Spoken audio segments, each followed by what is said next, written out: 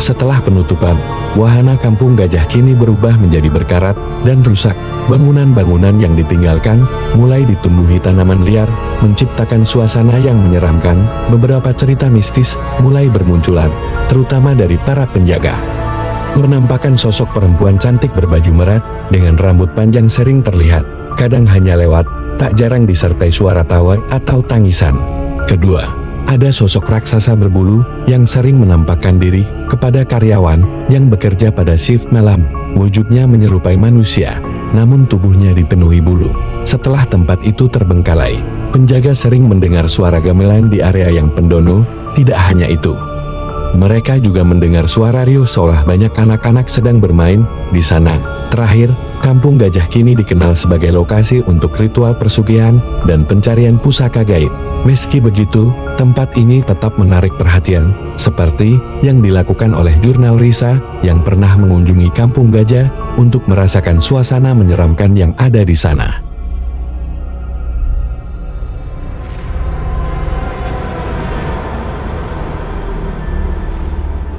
Sekarang, Kampung Gajah lebih mirip kota mati.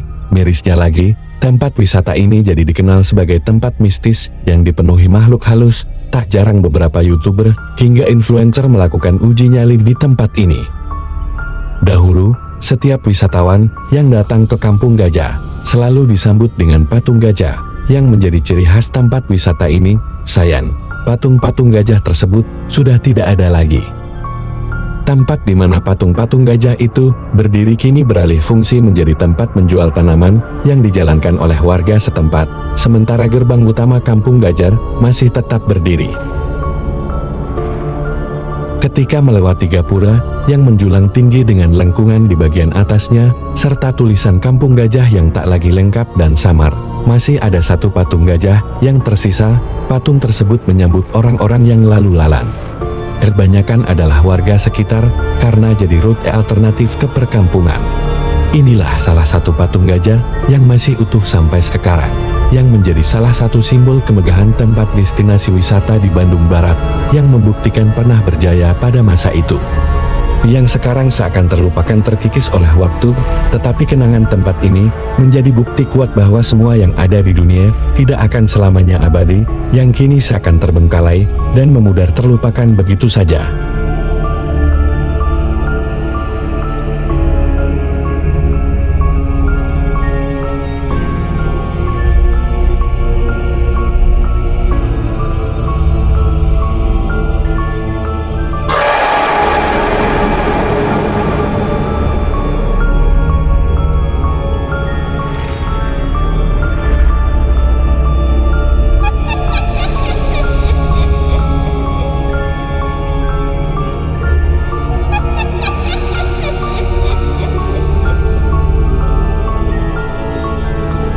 Dan kami tim Bandung Merinding Explore akan mencoba melakukan penelusuran dan pembuktian untuk sekadar hanya membuktikan apakah tempat ini benar-benar angker seperti info yang kami dapatkan di lokasi dari narasumber terpercaya Pak Gaga. Menceritakan keangkeran tempat tersebut menjadi bukti alam goib itu berdampingan dengan alam kita, dan Pak Gaga sendiri saat kami temui menceritakan bahwa dia sendiri pernah diperlihatkan sosok kunti merah pada saat dia selepas pulang kerja melewati tempat tersebut.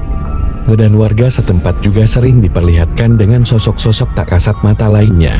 Sehingga menurut warga sekitar dengan sering munculnya makhluk-makhluk tak kasat mata tersebut, dan tempatnya kumuh kotor tak terawat, kini menjadi terbengkalai.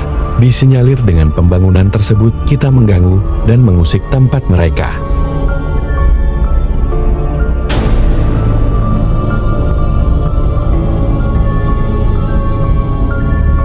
Saya akan coba masuk ke salah satu bangunan kosongnya, hanya untuk penelusuran semata, dan untuk pembuktian cerita-cerita yang beredar di warga sekitar. Apakah di sini terdapat sosok semerah atau sosok hitam tinggi berbulu? Sebelum masuk ke area dalam gedung, jangan lupa subscribe, follow, dan like ya teman-teman biar ada notifikasinya dari hasil penelusuran Bandung Merinding Explore yang terbaru.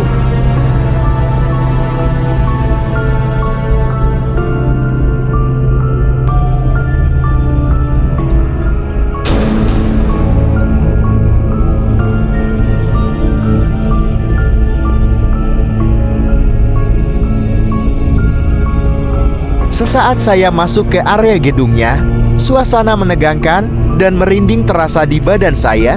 Tetapi inilah salah satu hal yang membuat saya penasaran dan seperti sebuah tantangan untuk pembuktian.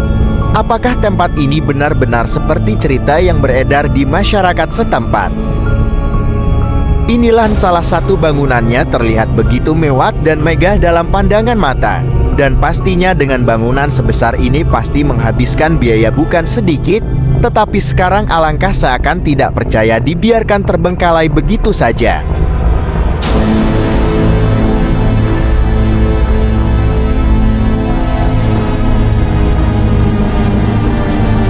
Baiklah, kawan-kawan saya akan masuk ke area gedungnya, semoga tidak ada apa-apa ya. Karena jujur saya takut buka, karena ada perwujudan atau apa sejenisnya. Yang saya takutkan adalah bangunan yang terbengkalai begitu lama dan tak terawat, pastinya sudah tidak sekokoh bangunan yang terjaga dengan baik. Sebelum itu mari kita berdoa dahulu meminta perlindungan kepada Sang Maha Kuasa, semoga kita selalu dalam lindungannya.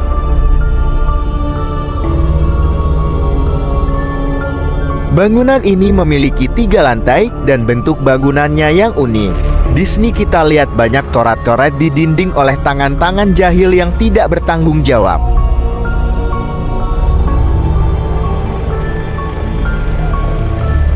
Kita coba memulai dari lantai 1, bisa kalian lihat sudah kosong, tidak ada sekat sama sekali antara ruangan satu dan lainnya, banyak coret-coret di dinding. Dan lantai keramiknya sudah pada rusak dan atapnya pun sudah tidak terlihat sama sekali. Ilalang atau rumput liar sudah mulai memakan struktur bangunan tersebut sedikit demi sedikit.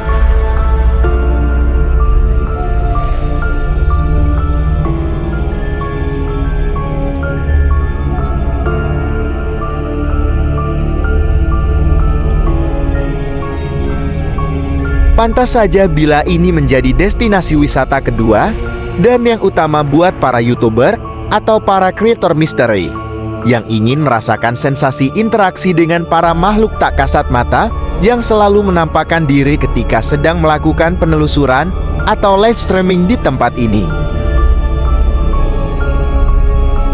Lantai per lantainya juga saya telusuri satu persatu ya teman-teman. Sambil merasakan aura-aura negatif yang ada di tempat ini, saya pun dengan hati-hati melangkahkan kaki saya di bangunan ini. Sungguh sangat tidak bisa dibayangkan tempat sebesar ini, yang dahulunya ramai dengan banyaknya aktivitas orang, sekarang seakan ditelan waktu berubah menjadi hening seperti ini.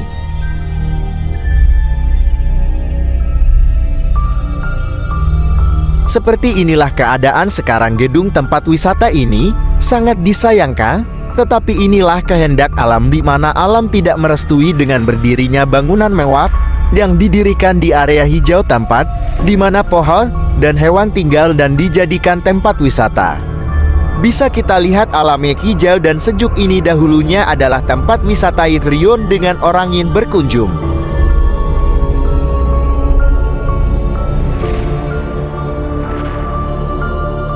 Tim Bandung Merindik Explore pernah melakukan penelusuran di malam hari.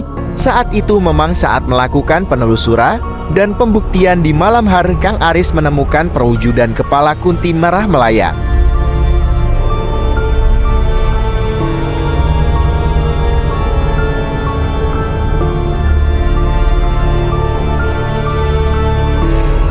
Kita lanjut penelusuran ke lantai berikutnya. Dan jangan lupa kita selalu berdoa agar kita dijauhkan dalam segala musibah. Intinya di saat kita melakukan penelusuran tetap fokus dan hati-hati. Lantai demi lantai kita tapaki satu persatu. Semakin tinggi kita naik ke lantai atas, yang terasa angin semakin kencang karena tinggi bangunan ini kurang lebih tingginya hampir 20 meter dari permukaan tanah.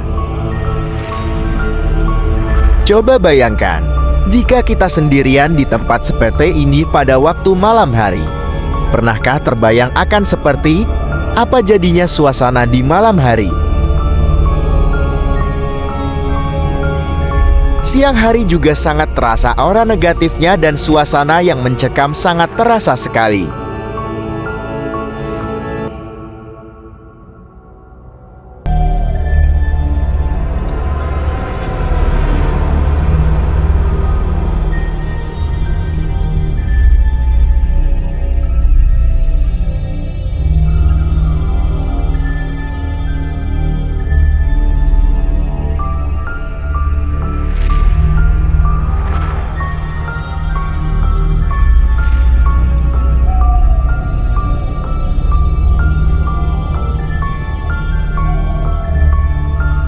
Indah bukan pemandangannya, hijau nan asai, dikelilingi hijaunya pohon pinus yang menjulang tinggi.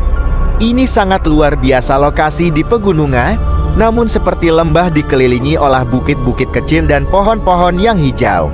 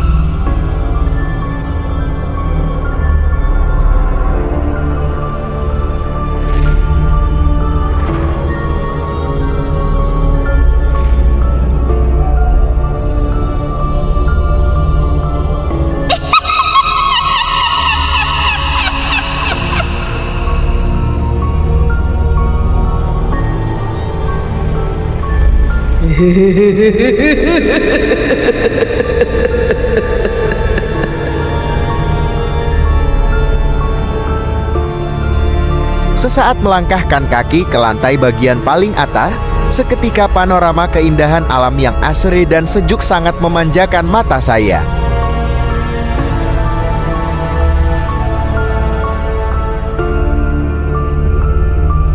Kita sekarang sudah berada di lantai paling atas. Sungguh indah pemandangan dari sini.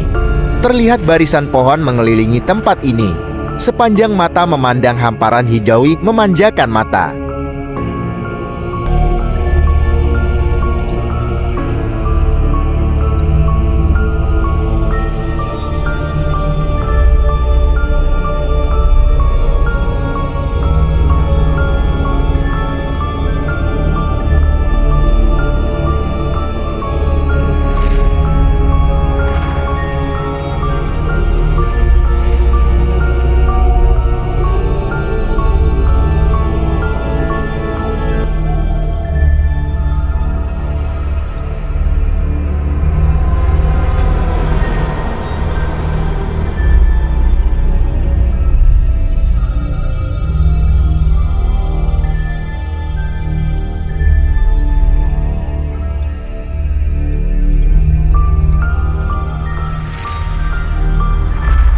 Cukup sampai sekian penelusuran saya dan tim Bandung Merinding Explore di Kampung Gajah di Kota Bandung Barat.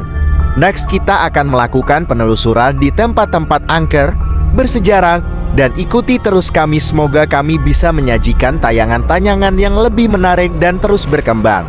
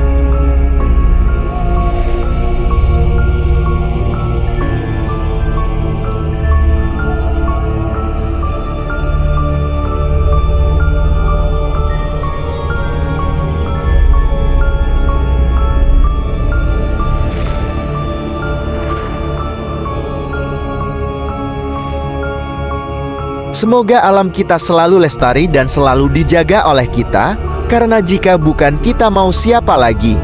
Alam salah satu yang utama dalam menyokong kehidupan umat manusia.